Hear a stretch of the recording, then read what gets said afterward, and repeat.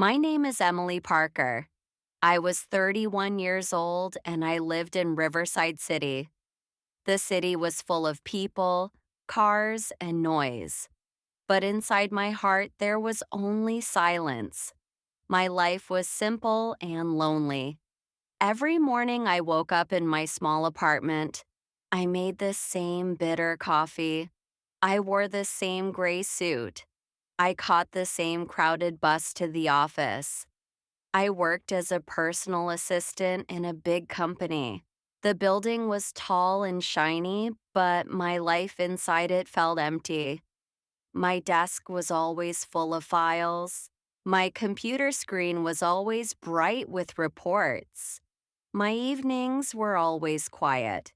I watched my coworkers laugh together, talk about their weekend, and share pictures of their families. I smiled politely, but when I went home, I was alone. Sometimes I scrolled through social media. I saw pictures of people traveling, falling in love, getting married. I wondered if happiness was only for other people. I thought maybe I was meant to live quietly in the background. The office was full of people, but it felt empty to me. I typed reports, answered calls, and listened to the sound of printers and footsteps. Everyone was busy, but I felt like a ghost. My boss at that time barely remembered my name. My coworkers treated me like furniture. I told myself this was life, that not everyone was meant to be special, but deep inside, I wanted more. I wanted someone to see me, to care about me, not just about the work I did. Everything changed the day Alexander Cole walked into our office. He was the new regional director. From the moment he entered, the atmosphere changed. He was tall and confident. His voice was deep. His eyes were sharp but kind. He carried himself with calm authority, and everyone listened when he spoke. At first, he was just the boss. He felt distant, untouchable. But slowly, I noticed something. He looked at me differently. He remembered my name. He asked about my day. One time, he even brought me coffee exactly the way I liked it. For someone like me, who had felt invisible for years, that small gesture meant everything. I remember the first time I truly felt his attention. It was during a meeting. I was nervous. My hands shook as I spoke. Most people did not listen, but Alexander's eyes stayed on me the whole time. When I finished, he gave me a small nod. It was a simple gesture, but it made my heart race. After the meeting, he came to my desk. He said, "Good work, Emily. You explain things clearly." Those words felt like the most important words I had heard in years. One evening, I was the last person in the office. I was finishing a report. The building was quiet. The hum of computers was the only sound. Alexander walked in. He looked surprised to see me. "Do you always stay this late?" he asked. His voice was warm. I laughed nervously. "Someone has to keep this place running," I said. He smiled and sat across from me. For the first time, we talked about life, not work. He told me about his love for books, about his childhood in another city, and about how he sometimes felt lonely even with his success. I listened, and for the first time in years, I felt seen. That night, I realized something dangerous. I was falling for my boss. Weeks passed. Our conversations grew longer. He started waiting for me after meetings. He walked me to the elevator. Once, he offered me a ride home. My heart raced every time. But I knew the rules. Office romances were not allowed. He was my superior. Rumors began to spread. People whispered when they saw us together. I tried to ignore it, but inside I was torn between fear and desire. I wanted him, but I was afraid of what it could mean. There were times I tried to stop myself. I told myself it was wrong.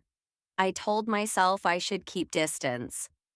But then he would smile at me or ask me how my day was, and all my resolve melted away. I found myself waiting for his attention. I craved his presence. My quiet, lonely life had suddenly become full of anticipation.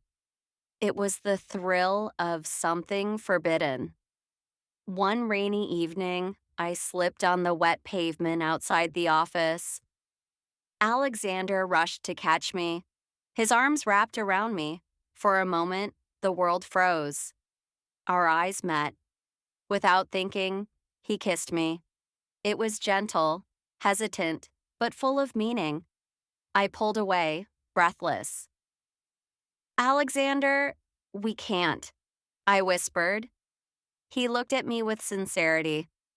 Emily, I don't care about rules. I care about you. From that night, everything changed. We became lovers, but in secret. We shared stolen moments in quiet corners. We exchanged hidden notes. We lived in the thrill of secrecy. My lonely life had turned into a whirlwind of passion. But secrets are heavy. The more we hid, the harder it became. Every day was a mix of excitement and fear. I woke up eager to see him, to feel his gaze across the office, to steal a moment together. But I also lived with constant worry.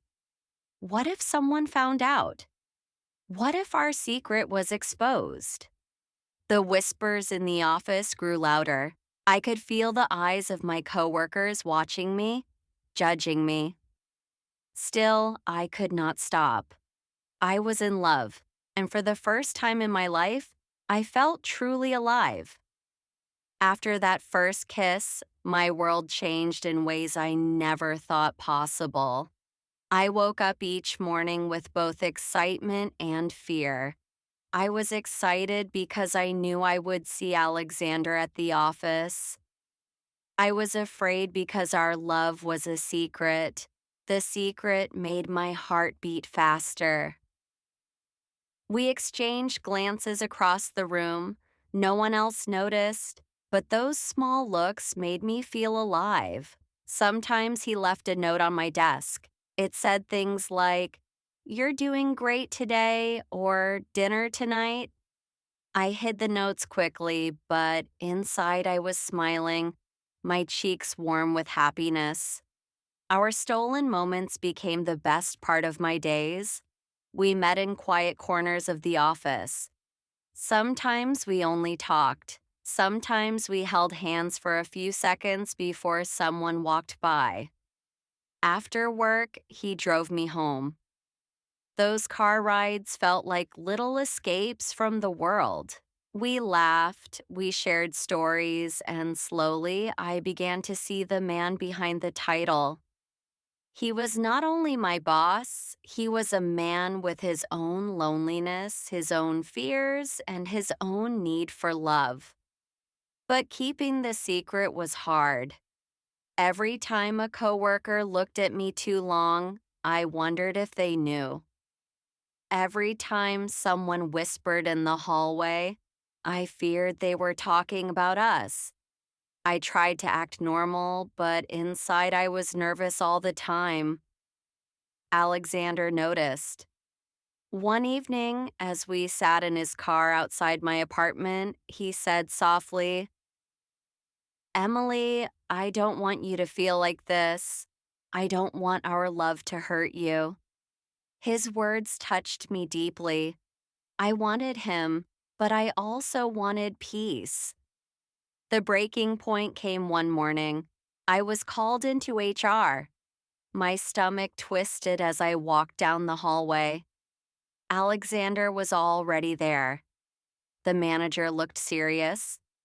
She said, "We have reports about inappropriate conduct." My heart pounded. I felt exposed, like the walls were closing in. Before I could speak, Alexander stood up. His voice was steady.